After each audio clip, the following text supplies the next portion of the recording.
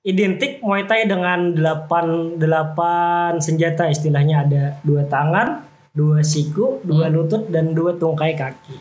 Oh, jadi 8 totalnya nih ya. Pokoknya apabila bergerak itu harus dibuang. Makanya kalau nonton Muay Thai di YouTube, di Instagram, mereka teriak-teriak kan, ai. Karena mereka melepas napas itu tadi. Oh, aku kira itu hanya variasi, Kak. Ternyata ada gunanya buang napas. Assalamualaikum warahmatullahi wabarakatuh. Welcome back bersama Suaidi di sini di program kita Podspirasi, podcast inspirasi. Dan hari ini khusus buat kalian yang suka nonton adegan-adegan action di film action. Kalian pernah gak sih kepikiran kenapa di film action itu semua karakternya pasti jago nyetir mobil? Entah itu ibu-ibu atau siapa, pokoknya jago nyetir mobil.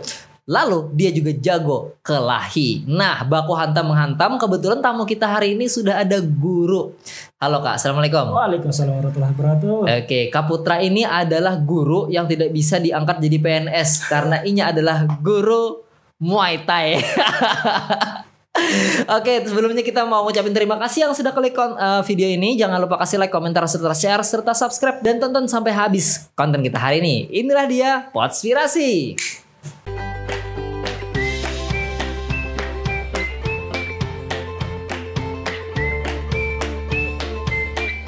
Halo Kak Putra. Oke, siap. Oke, kalau Majaka kita ngobrol santai aja. Siap.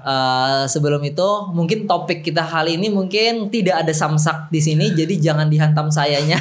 Jadi kita akan ngobrolin aja terkait tentang dunia persamsakan ini. Sebelum itu boleh kenalan dulu nih Kak. Kakak ini siapa sih? Nih buat teman-teman yang belum tahu. Yuk Kak, sama backgroundnya juga. Perkenalkan, nama Supraja Putra. Lahir di Kandangan. Tahun 93, generasi apa ya? 93 ya? Generasi perang dunia. Oh enggak. belum. Generasi apa ya? Pokoknya kita merasakan generasi perpindahan lah dari generasi analog ke digital. Oke, berarti masih main Winning Eleven 2002 tuh, Winning Eleven. Pokoknya yang lagu back songnya Linkin Park. Iya. 6 B1. Oke, siap. Kesibukan? Sekarang kerja di Sekretariat DPR sebagai staf pimpinan. Ini siap. Berarti ketemu sama Pak DPR mulu nih ya.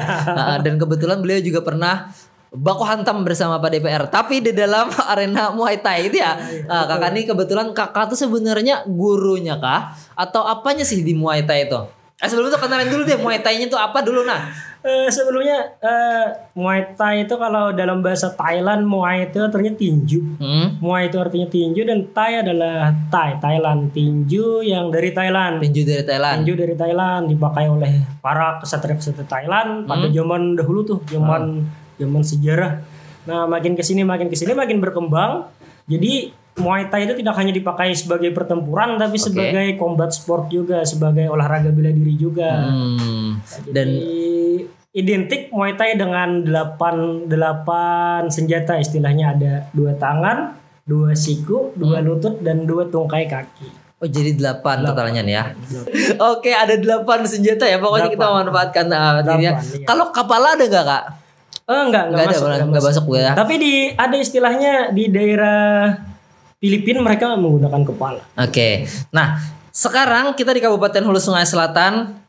Di sini ada salah satu komunitas kalau tidak salah di sana apa namanya Kak? Muay Thai. Kita ada camp Kandangan Muay Thai Camp. Kandangan Muay Thai Camp. Jadi nge-camp tuh. Bukan. Camp nama tempat latihan. Oh, tempat latihan gitu ya. Sorry ya Kak, kita emang kayak gitu di sini. Kelakuannya emang kada santai. Oke, jadi di Kandangan ada salah satu camp, itu masuk komunitas atau perkumpulan atau gimana tuh Kak? Itu kayak klub yang di bawah oleh atasnya tuh ada tuh Muay Thai Indonesia namanya. Muay Thai Indonesia Kabupaten Hulu Sungai Selatan. Jadi sampai pusat ada pengurus besarnya di pusat. Jadi kita tuh terintegrasi lah. Oke, ibaratnya sudah ya betul. Iya, ilmunya bisa dipertanggungjawabkan. Secara sistem memang bisa ditanggungjawabkan ya kan. Dan Kakak di sana menjabat sebagai, kalau di Muay Thai Indonesia saya ketua harian. Muay Thai Indonesia ketua harian untuk Kabupaten Hulu Sungai Selatan. Widih. Tepuk tangan, kasih like. Luar biasa. Nah, berarti Kakak tidak mungkin sekarang baru semalam belajar Muay Thai-nya. Kakak ini sebenarnya kita pengen tahu dulu, belajar Muay Thai itu dari mana Kakak? Apakah waktu lahir langsung caca atau dari Thailand? Salto. Awalnya di 2018. 2018. Sebenarnya saya sebelum di Muay Thai itu di silat. Oke. Silat, backgroundnya awalnya silat. Terus Jadi ini kayak pertukaran pelajar gitu atau kayak bukan awalnya bukan. Apa ya? Ada kebosanan kayaknya. Ini Oke. bosan nih main tanding selalu berdiri. Awalnya tuh saya bosan dengan stand up fight, bosan dengan pertarungan berdiri. Awalnya tuh saya mau main bagaimana kalau coba judo atau coba BJJ Brazilian Jiu-Jitsu. Oke. Coba sambo atau apalah yang pokoknya bisa main di bawah yang tidak memukul dan menendang lagi. Kayaknya saya sudah mulai bosan pada saat itu. Tapi entah kenapa tawaran Muay Thai itu tidak bisa saya tolak. Karena Ong Bek kan, Tonija itu kan film-film kita pada masa dulu tuh. Oh iya benar-benar. Ong Bek, Tonija tuh sangat membekas dan saya pengen nih kayak gini nih, pengen bisa nih. Jadi ya udah balik lagi aja ke stand up fight di 2018. Mulai latihan ke Banjar, ke Martapura. Mereka lebih duluan tuh daripada kita masuknya. Sampai ada kesempatan dari pemerintah daerah. Terima kasih nih kepada pemerintah daerah sudah mensupport kita di 2019 bulan Februari. Ada kesempatan pelatih di Bogor. Itu nasional, kita ikut di sana. Latihan hampir 2 minggu kalau nggak salah. Sparring sama orang-orang yang sudah lama lah di Muay Thai. Jadi ya sedikit banyak bawa pulang ke sini bisalah alhamdulillah mengembangkan Muay Thai di Hulu Sungai Selatan. Alhamdulillah. Berarti Kak Muay Thai Camp di Kalimantan Selatan di Kandangan ini itu perintisnya itu Kakak sendiri atau memang udah ada sebelumnya atau gimana? Kita ada beberapa orang kawan termasuk saya, tapi beberapa orang kawan ini ada yang fokus di pelatih di wasit. Mereka fokus di wasit, ada yang di pelatih fisik. Okay. Nah, saya lebih ke pelatih teknisnya. Oke. Kalau mukul gimana nih cara mukul yang benar? Dia sudah bisa mukul, tapi secara fisik pukulannya lemah. Atar pelatih fisik. Gitu. Oh. Jadi belum tentu kuat itu berarti ya. Kuat belum tentu benar pukulannya. Kuat tentu benar. Jadi ada prosesnya ada proses. Berarti di saat dipukul itu pun ada orang itu physical tekniknya mungkin ada yang ini kuat, ada yang powernya kurang atau bagaimana.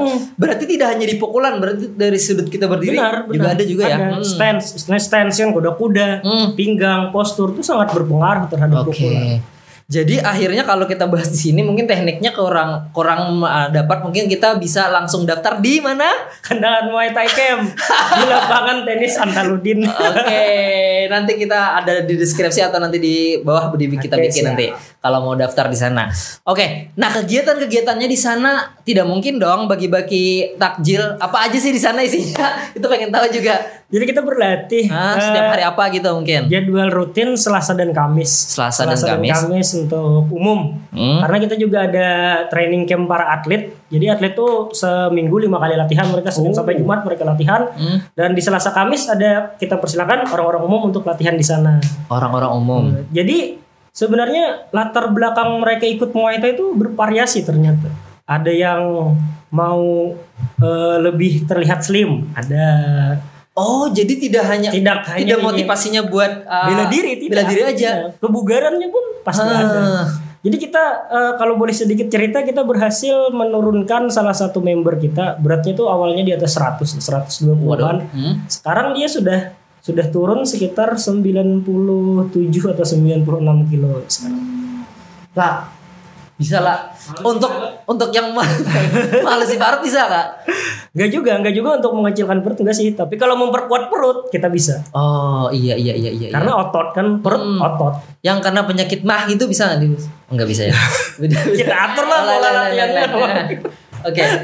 Oke, jadi istilahnya orang yang pengen olahraga pun mencari keringat pun juga bisa di sana ya. Iya. Dan mungkin masuknya ke yang umum tadi Selasa, ya. Kamis. Kategori Selasa dan Kamis umum. Nah, kalau kita mau gabung di sana apa kita harus member atau itu kayak gym?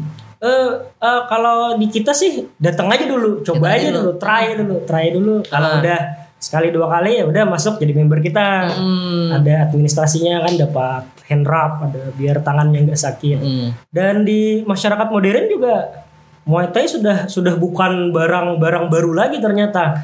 Di luar emang gitu, Muay Thai buat rutinitas, buat habis lelah kerja kan, seharian kerja emosi apa, terus mereka sorenya nge-gym Muay Thai. Nah, buatnya ini kawan kita ini kan biasanya stres tiap hari Senin, Selasa apa tadi hari Selasa Kamis. Selasa dan Kamis. Nah, jadi yuk kita datang bareng-bareng ke kita pukuli kami. Canda. Oke, jadi bisa juga sekedar buat hiburan. Di sisi lain hiburan, tapi kita juga keluar olahraga juga. Dan sekarang aku pengen tahu juga mengulik kembali lagi ke Muay Thai-nya nih Kak. Kalau tidak salah Muay Thai ini ciri khasnya itu yaitu main siku dan lutut ya tadi ya. Tapi mau tangan pasti. Tangan. Apa yang paling membedakan antara Muay Thai dengan bela diri yang lain? Kalau saya tahu kan Wing Chun ada juga yang Ipman gitu. Nah, kalau ini apa nih pembedanya? Bentar, kalau Ipan itu kan, kalau Wing Chun itu adalah tipe jarak dekat, dan itu adalah ya mungkin sisinya itu tidak langsung buat gitu, tapi dia pakai aku kurang bisa menjelaskan. Nah, intinya itu Muay Thai ini apa bedanya yang membedakan? Iya. Bedanya signifikan sih sebenarnya, terlihat jelas kan. Kalau yang paling dekat aja deh sama tinju. Sama tinju kan sama menggunakan tangan. Tapi bedanya di footwork tadi, kuda-kuda footwork, langkahnya gimana, tinju mereka lebih gemula, enggak gemula sih, lebih luwes. Kalau di Muay Thai kan mereka lebih menaikkan bahu untuk menjaga ini kan bisa naik. Kalau di tinju kan cuman kita main tangan, pinggang. Bedanya itu. Kalau dengan bela diri lain, Muay Thai lebih ke combat sport. Ada istilahnya combat sport, olahraga bela diri. Jadi biasanya olahraga bela diri tentu beda dengan martial art. Martial art seni bela diri.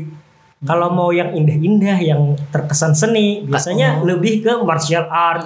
Kayak Wing Chun, Tai Chi, Wushu kan itu enak tuh dipandang tuh. Kuntao itu kan seni bela diri. Kalau di Muay Thai itu olahraga bela diri. Mereka naik ring, bak, baku hantam deh mereka di atas. Mungkin kan mereka naik ring memperlihatkan keindahan, kecuali kita suka melihat darah-darah itu terlihat indah. Psikopat. Ini orangnya psikopat semua di sini.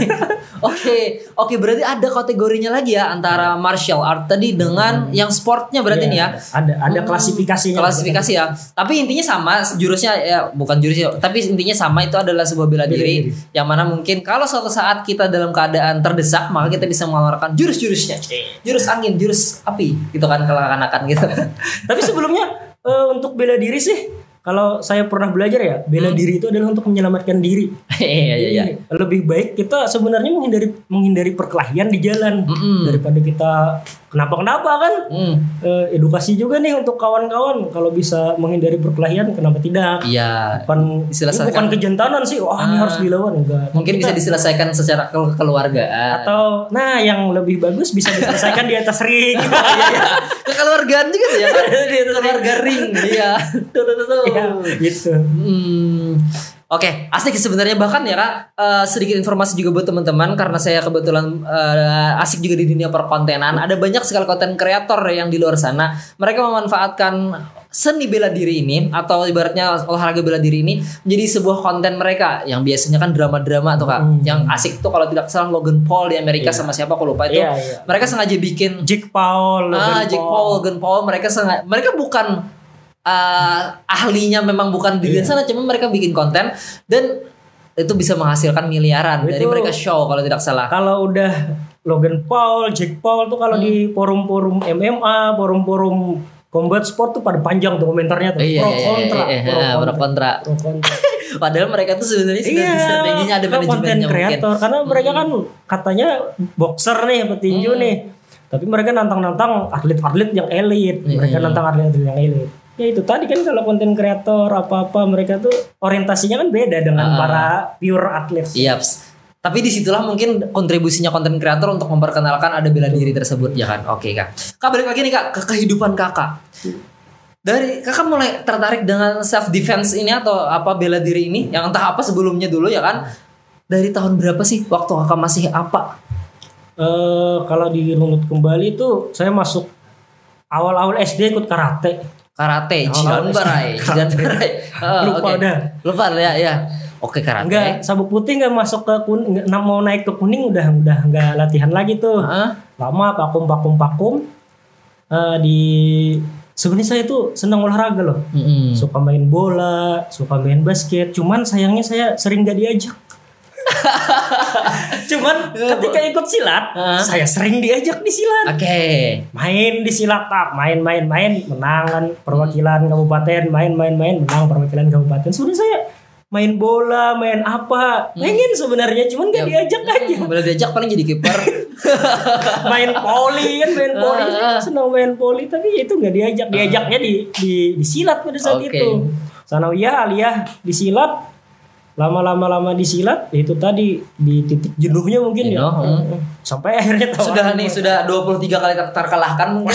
Enggak juga. Kita Oke. Akhirnya jenuh. Ada Muay Thai, tawaran di Muay Thai tadi udah. Tapi saya enggak meninggalkan silat. Nggak meninggalkan silat karena kan warisan budaya juga tuh. Tradisi kita, jadi harus tetap dilestarikan. Jadi kita tetap melestarikan apa yang kita bawa, tradisi kita, dan kita juga tetap belajar dari luar. Biar nggak ketinggalan juga kan kita, karena ilmu itu terus berkembang sih saya rasa. Oke. Nah menurut kakak nih kan ada transisi di sana antara karate, silat terus ke Muay Thai. Ada nggak kira-kira kesamaan dari setiap bela diri tersebut? Mungkin hal yang di dasarnya itu adalah respect, rasa hormat.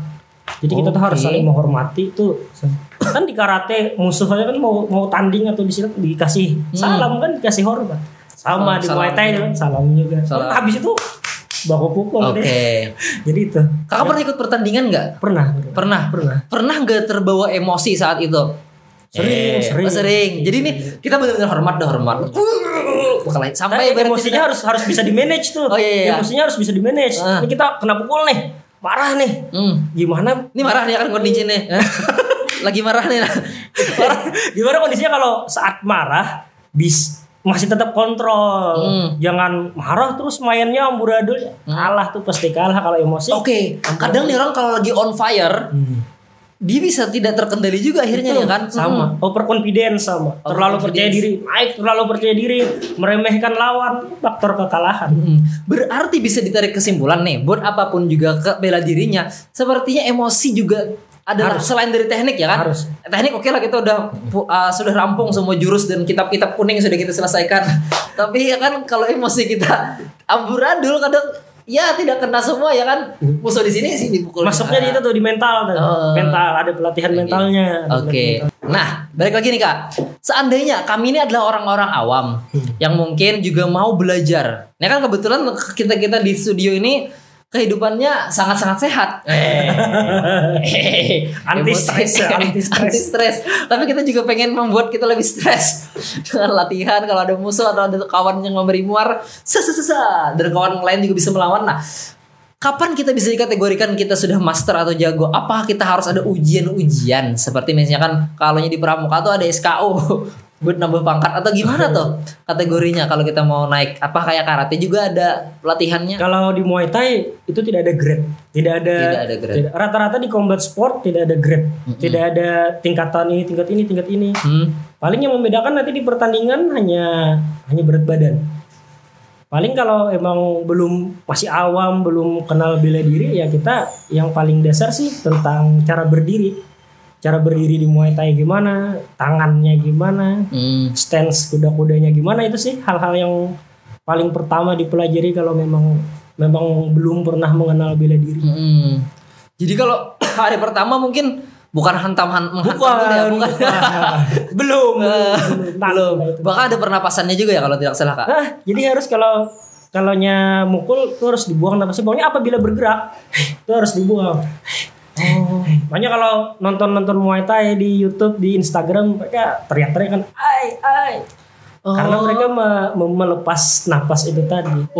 Aku kira itu hanya variasi Kak. Ternyata ada gunanya buang napas. Iya kalau ketika mukul tuh napas harus dirilis, harus dong. Lalu nariknya tuh tarik lagi. Oke. Makanya kalau di beberapa perguruan silat, hal yang pertama dipelajari itu adalah bernapas. Belum bergerak, kita harus belajar bernapas dulu. Sama kayak belajar ngaji mungkin ya kan Kak. Harus atur napas dulu. Tidak mungkin di tengah-tengah kita berhinak. Padahal belum Iya, belum mati ya. Belum wakaf. Belum wakaf. Oke. Pernapasan ya berarti ya. Kalau ini kan kita tadi sudah bahas teknik terus emosi, pernapasan. Kalau pernapasan tidak terkontrol maka manggah atau bagaimana Iya, keadaannya Kak? pasti itu kardionya lemah. Pasti 3 ronde 3 menit ngos-ngosan. Oke. Exhaust, habis angin kita bilangnya. Minimal kalau anak-anak training camp saya suruh tuh misalnya lari 10 menit tanpa henti. Lari. Karena estimasinya 1 ronde itu 3 menit kan. 3 ronde 9 menit jadi. Biasanya totalnya berapa lama sih kelah itu? Atau sama-sama harus bonyok atau gimana? Enggak, 3 menit. 1 ronde 3 menit. Kalau pertandingan Muay Thai Kalau nih, pertandingan. itu KO atau gimana? Kata ibaratnya kalau main Smackdown kan dikunci. Kalau KO juga. KO salah satu penilaiannya KO. Salah Kan kalau sampai 3 ronde tuh ada penilaian dari juri. Oh iya. Penilaian dari Dia juri. totalnya udah 3 ronde habis nih. 3 ronde habis baru penilaian dari juri. Kalau nggak ada yang knock. Tapi dalam 1 ronde ada knock 3 kali, meskipun dia masih bisa berdiri tapi sudah 3 kali knock, kalah juga. Itu sistem penilaiannya. Knock tuh ya KO ya kan enggak? Bukan. Knock masih jatuh. Oh jatuh. KO baru knock out, dia tidak bisa bangun lagi dalam hitungan 10 detik. Kalau dilihat di tinju kan 1, 2, 3 sampai 10 itu baru knock out. Kalau dia 1, 2 dia bangun lagi itu baru jatuh knock. aja mestinya. Ya, masih jatuh. Tepelicuk misalnya. Kalau main Free Fire kan knock. Oh iya, di revive. Oke. Oh iya itu pertandingannya kan. Iya. Sebenarnya kita kalau tidak salahnya aku juga lihat kemarin di Instagramnya Camp Kakak juga di Muay Thai itu ada juga kalau tidak salah mengangkat ban. Apa itu kayak esensinya untuk Muay Thai? Apakah kita harus menghantam ban? Jadi lah ban puso itu diangkat lah. Sebenarnya itu kepake buat kelahi atau enggak? Apakah bannya kan dilempar ke musuh atau gimana sih? Itu sih untuk latihan. Memperkuat otot. Memperkuat otot. Jadi dalam ilmu kepelatihan itu ada aerobik dan anaerobik. Aerobik itu tadi napas, aerobik napas, anaerobik itu daya tahan ototnya. Oke. Anaerobik itu daya tahan ototnya. Kita oke lah 3 menit tahan napas tapi ngangal. Nih, panat. Loyo juga kan. 3 menit tahan nih. Nggak capek, ininya kuat, tapi ngos-ngosan kan kurang juga. Kita mau yang paling sempurna lah. Hampir sempurna. Jadi ngangkat ban itu guna untuk otot karena kan yang dipakai bahu. Jadi kalau nanti ada ban Scoopy bisa lah, ban Scoopy. dilempar aja ban. bukan lah. Nanti kalau ada di luar di kampung lihat yang mau mukul gini, hampir dipastikan dia nggak bisa mukul gitu. Tampar aja. Tampar aja nggak bisa mukul. Hampir dipastikan nggak bisa mukul. Harus belajar. Tapi asik ya kan di grup di WA itu juga pokoknya banyak di WA di Instagram itu kok juga banyak kayak Bang Amin. Pokoknya tokoh-tokoh pemuda lah. Bahkan Pak DPR juga ya. Iya, Pak Ketua juga. Pak Ketua juga. Hobi. Pak Fahmi juga ikut di sana. Pak Ketua hobi. Walaupun di kantor beliau atasan tapi dia dia mau aja dipukul-pukul. Oh iya berarti ya. Karena beliau juga orang olahraga, saya juga tahu itu. Kak, aku balik lagi nih Kak ke Kakak pribadi lagi nih Kak tentang Muay Thai ini sendiri bahwa kita tahu kan setiap bela diri atau setiap bidang apapun yang kita tekuni pasti ada salah satu sosok yang sudah melegend. Kalau di main bola mungkin kayak Rooney, Ronaldo dan lain sebagainya, Lampard. Kalonya mungkin di mana lagi? Kayak Wing Chun tadi ada Ip Man Bruce Lee yang mungkin terkenalnya kan. Nah, kalau di Muay Thai ini siapa Kak yang mungkin bisa menginspirasi Kakak juga dan bahkan banyak orang yang terinspirasi dari sosok tersebut? Yang pertama Tony Jaa kan pasti. Kalau ada gambarnya kira-kira nonton Ong Bak nanti ada Ong Bak ya Tony Jaa tuh nggak hanya di Ong Bak kan di mana-mana tuh filmnya tuh sampai main di Expendable juga Tony Jaa. Terus Buakau caranya Buakau, Sancai kan nama-nama orang Thailand lucu ya. Iya. Buakau, Sancai, Laila Agustina bukan lain. Roteng kalau lihat Roteng main dia ngasih mukanya buat dihantam-hantam lawannya tahan gitu. Roteng, Superbone banyak lah yang masih. Yang paling nih Kak, yang paling menginspirasi Kakak Tony Jaa. Kenapa? Karena dia itu berhasil membawa Muay Thai dari keluar berhasil membawa Muay Thai keluar ke pokoknya ke Hollywood, ke publik, ke Indonesia juga, ke kandangan. Akhirnya dibelah Kaputra di sini. Tony Jaa. Orang siapa tahu kan, wah ini apa nih Ong Bak kan seru kan filmnya Ong Bak, bela dirinya asik. Oke. Nah, selanjutnya nih Kak, itu kan lah salah satunya tadi Tonija tadi ya namanya ya. Tonija adalah orang yang membesarkan tidak hanya latihan di atas ring tapi juga bisa memperkenalkan. So, apakah ada Tonija selanjutnya yaitu Kaputra? Ada nggak kira-kira? Ada inisiasi ke depannya nggak? Aku mau ngapain nih kira-kira? Tonija itu sebenarnya koreonya yang hebat. Kalau di atas ring juga kita belum tahu gimana performnya Tonija. Tapi kalau di koreo, gak diragukan lagi sih koreonya Tonija. Entah kedepannya kalau ada komunitas stuntman di kandangan bisa.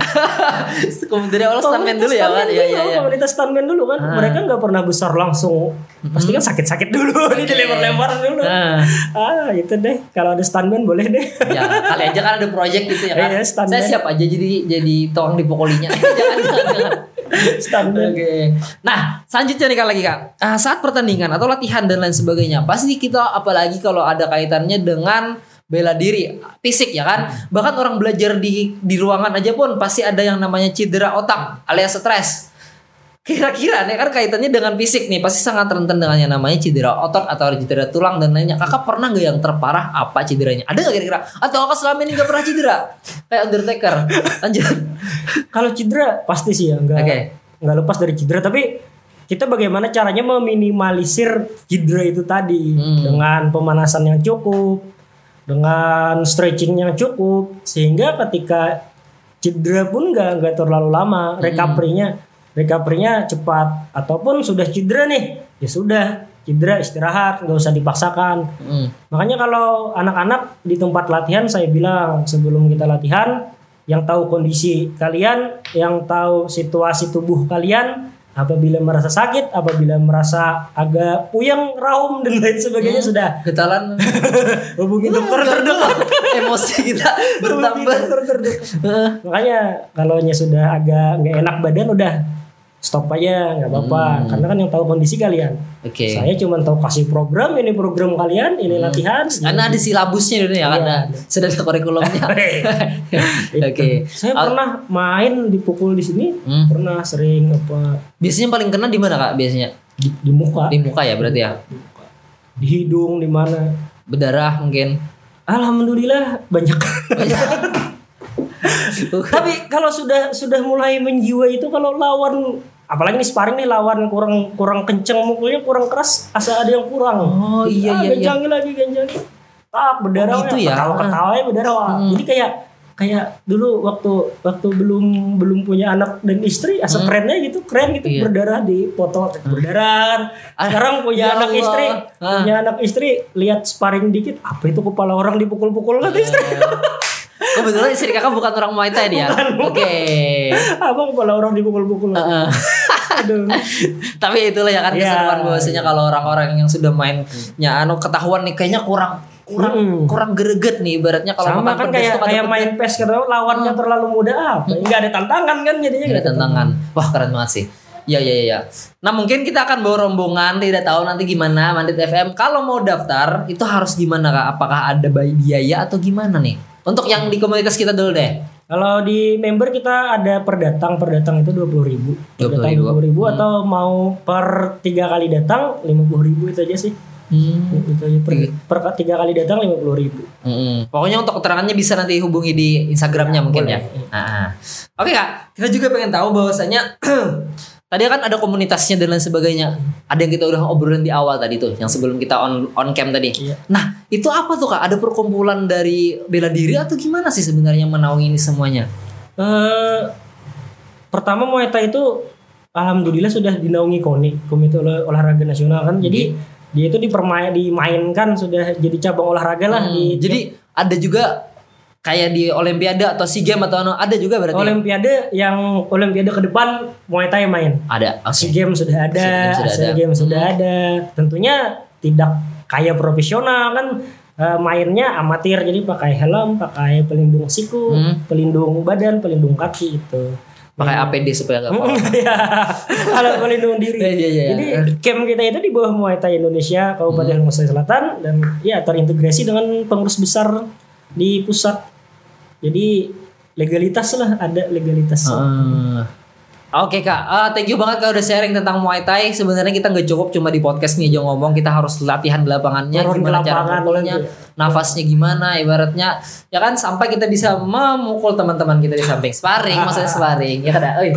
Nah, oke, sekarang kita pengen tahu nih Kak, sebelum ditutup Kak, ada nggak kita harapan dari Kakak pribadi untuk Muay Thai sendiri atau gimana? Secara untuk Muay Thai sih kedepannya saya ingin ya ada bisa lebih blow up lah. Seandainya nih bisa kerja sama dengan pemerintah, ngapain nih ada mungkin? Kalau dulu kan ada tuh yang antar pertandingan apa gitu antar instansi bolehlah diikutkan. Iya. Dinas pendidikan dan dinas apa gitu ya kan. Tapi sebenarnya kita harus terima kasih sekali lagi kepada pemerintah daerah sudah support kita, sudah bantu kita. Akhirnya kita punya ring.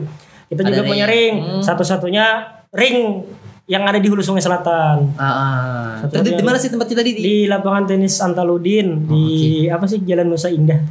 Nah, di pinggiran itu lebih banyak inilah harapannya, lebih banyak ada event, ada pertandingan. Jadi anak-anak kan lebih semangat gitu. Dia latihan bisa dimainkan. Ada pengakuan dari orang juga mungkin ya kan Kak, salah satunya juga pertandingan tadi. Dan semoga untuk atlet-atlet di kabupaten kita pun juga muncul dari segi Muay Thai atau bela diri yang lain yang pokoknya bisa membanggakan lah, membawa dari ini kan passion mereka nih, ibaratnya hobi mereka sudah menjiwa. Sebelumnya mereka akan main tuh di Porprov tahun ini kan dari kabupaten kita. Kabupaten kita ada beberapa orang tuh main di Pekan Olahraga Provinsi. Kakak pelatihnya tuh gimana? Pelatihnya ya. Di corner biasa corner man. Corner yang ibaratnya di sudutnya. Di sudut yang teriak-teriak kan. Dan teriak-teriak corner man. Main catur ada ya cornernya ya. Maju kuda. Official. Oke Kak. Nah ini sebelum ditutup lagi aku mau nyelipin satu lagi pertanyaan atau permohonan untuk Kakak deh. Inspirasinya, karena kita inspirasi jadi ada inspirasi sebelum kita tutup, ada yang bisa diambil secara menyeluruh Kak untuk anak muda apa sih? Motivasi mungkin sepatah atau 2000 patah kata deh. Silakan Kak ke kamera. Buat kawan-kawan yang masih masa mudanya menggebu-gebu ya. Saya harapkan kalian olahraga. Jangan nggak olahraga. Harus olahraga.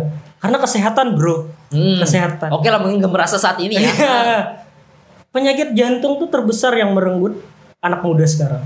Berapa orang tewas gara-gara serangan jantung? Tapi kalau kalian olahraga, jantung tuh akan lebih terpacu, lebih kuat untuk beraktivitas lah, untuk olahraga. Jangan lama nggak olahraga terus olahraga ngos-ngosan, blackout, bahaya. Jadi harus rutin, olahraga nggak perlu lama, cuman rutin. Kalian bisa rutin jalan pagi-pagi 15 menit, bersepeda sore-sore 30 kilo. Tarik lawan pickup di belakang. Itu. Jadi kalau kalian olahraga, insya Allah kalian sehat, terhindar dari narkoba pastinya. Karena aktivitas kita ada. Malam-malam nggak terlalu keluyuran karena habis olahraga kan capek. Malam-malam ya udah. Istirahat cukup. Itu deh harapan pesan-pesannya buat kamu. Aku mau nanya lagi nih Kak, untuk yang sebagai seorang olahragawan Muay Thai dan sebagainya, untuk tidur itu jam berapa sih Kak? Yang cukupnya? Tuh, bagus tuh pertanyaannya tuh. Recovery paling bagus itu adalah tidur. Recovery paling bagus adalah tidur. Tidak ada yang mengalahkan recovery terbaik itu tidur. Kalau kita main nih dulu, kita di Popda kan Pekan Olahraga Pelajar, 8:30 anak-anak harus sudah ngumpul HP. 9:30 malam. 9:30 malam anak-anak harus sudah ngumpul HP. Jam 9 malam tidak ada lagi aktivitas, harus sudah selesai. Jadi 9 malam tuh tidur 9, nanti 8 jam lah, kira-kira 8 jam, 9, 10, 11, 12, 1, 2, 3, 4, 5. Jam 5 subuh bangun lagi. 8 jam ya? 8 jam. Press. Wow, jam 9 bisa lah. Lah, kamu tidur jam berapa lah? Tidak mungkin jam 9, pasti nonton TikTok dulu. Karena HP itu. Ya, salah satunya mungkin smartphone kita nih jadi pisau ya kan Kak? Bisa jadi memanfaatkan kita atau malah kita yang dimanfaatkannya malah nggak sehat. Dan bahkan mungkin bisa kita tiru juga. Walaupun yang bukan sebagai seorang atlet atau apa-apa olahraga apapun, kita bisa ambil bahwasanya yuk tidur yang cukup juga, karena itu salah satu cara yang penting banget. Karena kebetulan di konten pun juga itu Kak, karena aku adalah orang yang berkecimpung dalam dunia konten. Kalau kita suka bergadang jam 12, jam 1, jam 3, biasanya yang paling enak menyusun skrip untuk bikin konten itu adalah pagi. Jadi kalau kita udah ngantuk dan sebagainya, jam harusnya kita produktif malah hilang. Dan kebetulan ya begitulah, tidur kalau tidak cukup ya beginilah akhirnya. Tidak bisa bugar ya kan? Iya betul. Oke nih Kak, terima kasih Kak sudah gabung di Podspirasi hari ini. Semoga bermanfaat, dan yang mau daftar silakan nanti ada di deskripsi mungkin, atau nanti aku tulis di mana, nanti ada aja pokoknya editor kita di sini. Hi, banyak di bawah. di bawah. Oke nih Kak, jangan lupa juga kasih like, komentar, serta share, serta subscribe juga bagaimana pendapat kalian tentang Muay Thai atau dunia persilatan di Indonesia. Terima kasih juga. Yang mau gabung juga silahkan nanti datang aja. Nah kalau yang mungkin di luar daerah nanti bisa tanya aja langsung ke Kak Putra. Nanti Kak waktu ada namanya aku kasih juga Instagram Kakak di sana. Yang mau nanya misalnya di luar daerah, mungkin Kakak ada kenalan dari kabupaten lain yang bisa dihubungin. Oke deh, pokoknya salam untuk olahraga. Wah gitu ya. Salam olahraga. Salam olahraga biasanya. Jaya jawabannya. Oke, segitu Kak. Oh Kakak deh. Nah, kalau saya bilang salam olahraga, jawab Jaya. Jaya. Salam olahraga. Jaya. Oke. Komen di bawah. Oke, dari sini Suaidi Firdaus dan Supraja Putra. Kita undur diri semua. Assalamualaikum warahmatullahi wabarakatuh.